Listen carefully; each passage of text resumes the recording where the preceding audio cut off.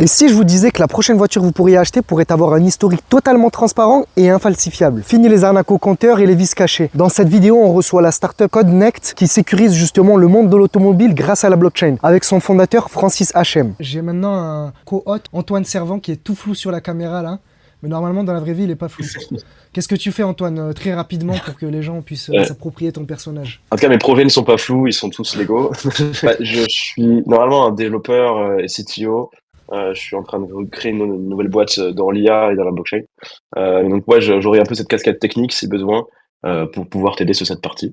Donc, je pense qu'on pourra faire un bon Et duo. du coup, Francis, tu peux te présenter succinctement Que moi, je suis Francis Hachem, je suis fondateur de Codnect. J'ai un parcours dans l'IT. En fait, j'ai toujours été entrepreneur dans l'IT depuis de nombreuses années maintenant, principalement dans le service web et mobile. Et puis, j'ai eu l'idée de développer une solution en fait pour la traçabilité automobile en 2017. Et puis après 2 ans de benchmarking, voilà, de recherche de ce qui existait, surtout de découverte de ce qui n'existait pas. Et je me suis dit, bah, je vais lancer. Donc j'ai lancé Connect en 2019. Donc, l'automobile dans la blockchain, Connect, c'est quoi justement? Alors Connect, c'est avant tout une blockchain, c'est un layer one, c'est un layer one qu'on a développé sur Avalanche. C'est également une app mobile. Alors layer one avec tout ce que ça implique hein, en termes comment dire de gestion avec un token dont on parlera juste après. Mais c'est surtout, et ça pour moi c'est le plus important, c'est surtout des apps Web 2. Donc une app mobile pour l'utilisateur, le conducteur, et une application de gestion de flotte pour les entreprises.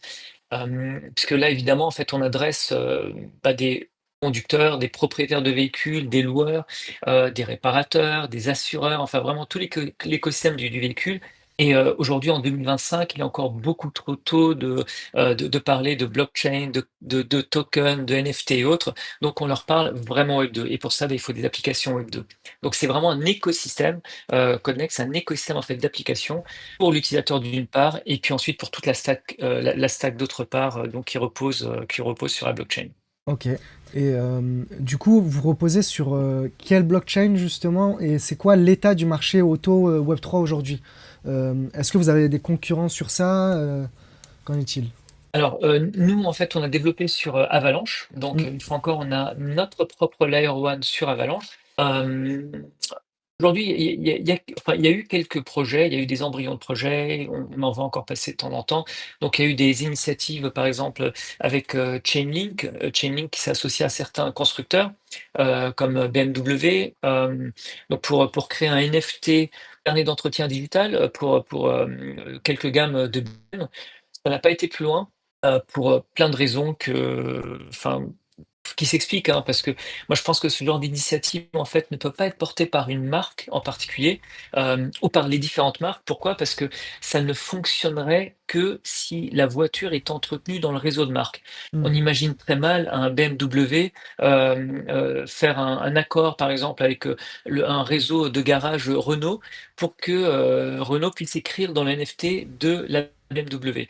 Donc pour que ça fonctionne réellement, en fait, il faut un tiers de confiance, une startup comme Codnect, pour assurer en fait la traçabilité totale de l'historique de la voiture, qu'elle passe par le réseau de marque ou par les différents opérateurs que peut connaître en fait la voiture tout au long de sa vie. Des, Aujourd'hui, des acteurs concurrents de Codnect sur toute la transversalité, enfin, on n'en a pas encore rencontré. Bien sûr, il y a des bouts de concurrents. Il y a des gens comme Istovec qui vont produire un historique de la voiture. Et puis ensuite, il y a les applications des constructeurs, il y a les applications des assureurs. Tous ne sont pas sur la blockchain. Donc, si on prend vraiment le scope global de Codnect, aujourd'hui, non, il n'y a pas d'acteurs pour le moment aussi enfin, sérieux. Ils sont sérieux, il n'y a pas de souci. Mais je vais dire aussi avancé que ce que peut être Codnect à ce jour. Donc, en fait, vous, votre système, c'est pas forcément de faire une application spécifique sur un produit spécifique dans le domaine de l'automobile. C'est de pouvoir créer un système global avec des partenaires, avec des garages partenaires, qui permettrait justement à la fois d'ajouter des dates sur les données que vous créez, c'est ça? Exactement ça. C'est exactement ça. En fait, l'objectif, c'est de créer vraiment notre blockchain à terme, on veut qu'elle soit agnostique. On veut qu'elle puisse parler à tous les acteurs du secteur hein, bien sûr, ça reste quand même, à destination du secteur auto et puis permettre en fait à tous ces acteurs qui vont au fur et à mesure en fait, avoir des applications, développées sur la blockchain, donc quand ce sera, vraiment mature à leur niveau, eh bien de pouvoir, pourquoi pas, le déployer sur notre blockchain. On veut que notre blockchain devienne un standard, pour le secteur auto partout dans le monde. Comment vous comptez y arriver? C'est, d'abord des partenariats avec, la plupart des acteurs du secteur auto. Alors, idéalement tous, hein, mais ça prend beaucoup de temps. Ce sont des corporates, hein, donc, avec des processus de décision qui sont très, très longs. Nous, aujourd'hui, on est une start-up, française, donc on démarre, naturellement, j'allais dire avec la France parce que, j'ai un très gros réseau dans le secteur, auto, Ah oui. en France, auto et assurance. Mais l'intérêt et l'avantage qu'on a, c'est que ces acteurs sont eux-mêmes présents à l'international. Là, on a, comment dire, lancé le premier partenariat avec, la chaîne Euromaster la semaine dernière.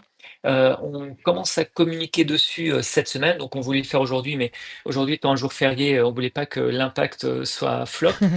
Donc on démarrera demain la communication et voilà, ça c'est un partenaire majeur pour nous. Pourquoi? Parce que d'abord Euromaster, c'est très Mm. connu en Europe, une filiale de Michelin qui, elle, est connue, dans le monde, et c'est surtout un acteur qui va, en fait, nous permettre d'attirer les autres et d'accélérer les autres.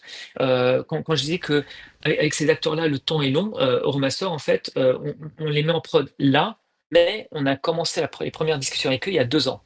Donc c'est des circuits qui sont très, très, très longs. Il faut que ton calendrier corresponde aux leurs, ce qui n'est pas le cas en fait, hein. Un calendrier d'une startup ne correspond jamais à un calendrier d'un corporate, donc ça prend du temps.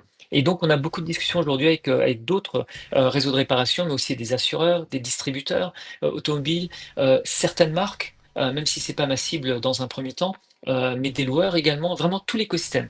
Et pour que ça cartonne en fait, il faut qu'on ait un maximum d'acteurs avec lesquels on sera partenaire et qui voudront en fait confier leurs data à Connect. Ok, je vois. Et du coup, comment tu as eu justement ce réseau enfin, c'est une sorte d'unfair advantage en soi où si tu utilises ce réseau-là par rapport à un concurrent, tu risques de prendre bien plus d'avance, donc c'est une bonne chose. Et comment tu as réussi à Ouais, l'avoir? clairement. Alors comment j'ai réussi à l'avoir? En fait au culot parce que moi je suis pas du tout du secteur auto à la Mm. base. Comme je disais, hein, moi je viens de l'IT. Quand j'ai eu cette idée, en fait j'ai mis 2 ans, donc entre 2017 et 2019, à faire beaucoup d'études de marché, à Ouais. benchmarker les différentes marques, aller les voir, les questionner, les interroger, et ça m'a permis d'avoir des premiers contacts. Et puis ensuite, rencontrer les bonnes personnes, faire partie de clubs. Je suis dans pas mal de clubs automobiles. Et ensuite, dans ces clubs, tu as beaucoup de CEO de ces enseignes-là. Tu as du top management, tu as des décisionnaires. Et donc, à chaque fois, en fait, dans un club, tu pitches. Et puis, l'objectif, c'est de pitcher et de Mm. transformer comment dire, mon interlocuteur en curieux et de curieux en intéressé.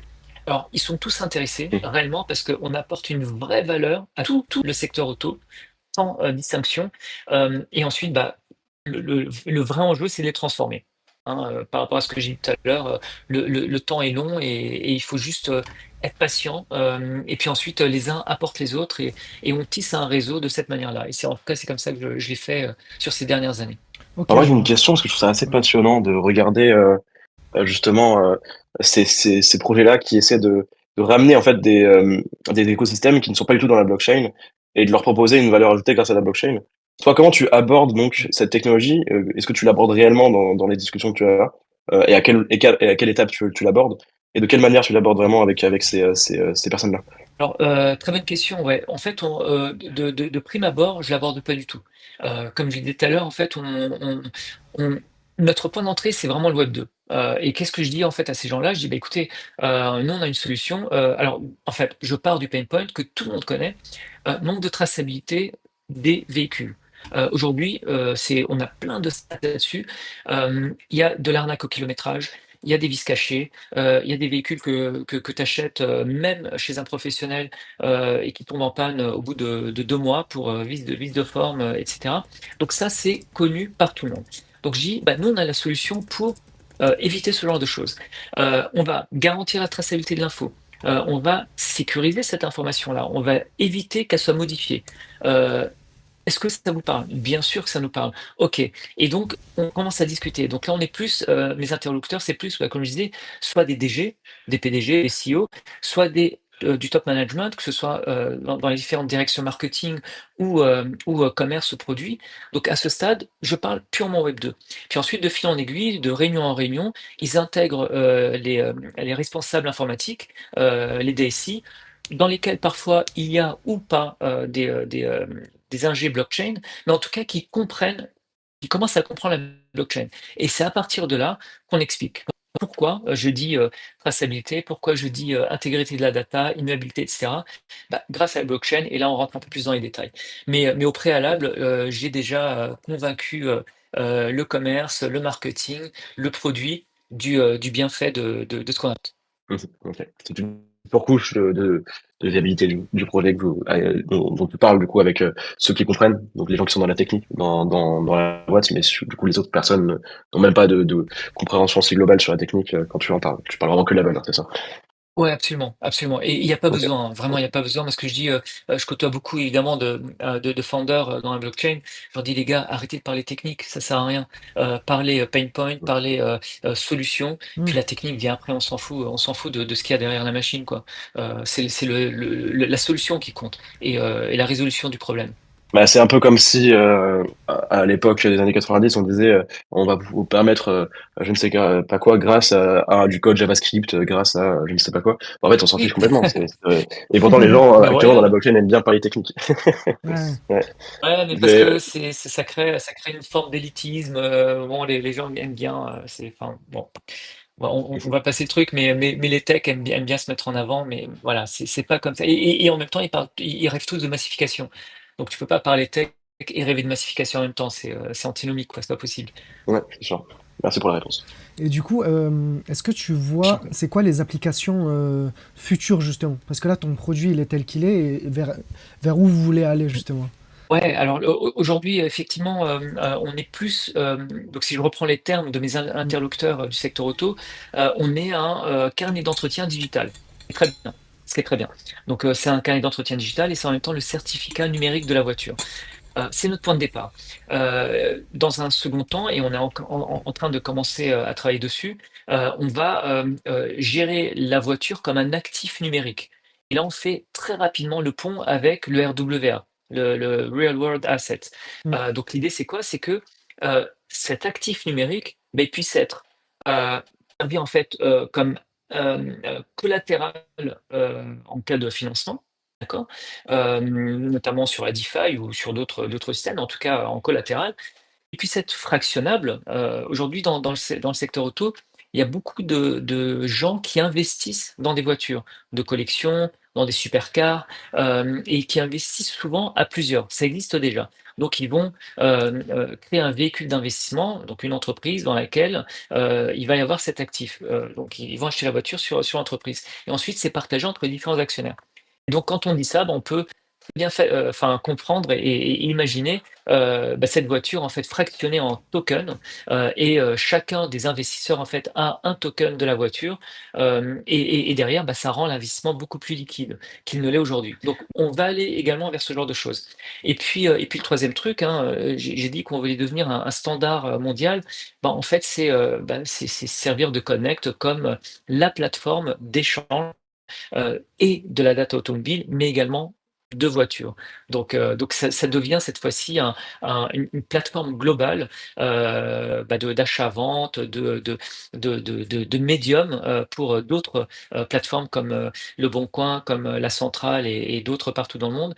Donc voilà, c'est vraiment devenir en fait une plateforme, une sorte de marketplace, et de la voiture et de la data. Merci en tout cas, on va passer à la nouvelle partie. Donc là, on clôture cette partie automobile dans la blockchain. Et maintenant, on va entamer la partie levée de fonds, grants, puisque vous êtes un projet Connect, vous avez réussi à faire appel à des grants et également à lever des fonds. Donc on va s'intéresser à cette partie-là. Quelle est votre expérience par rapport aux investisseurs? Abonnez-vous et cliquez sur la vidéo pour voir la suite. Si vous voulez pas rater les prochains lives, rejoignez le premier lien dans la description, le serveur Discord.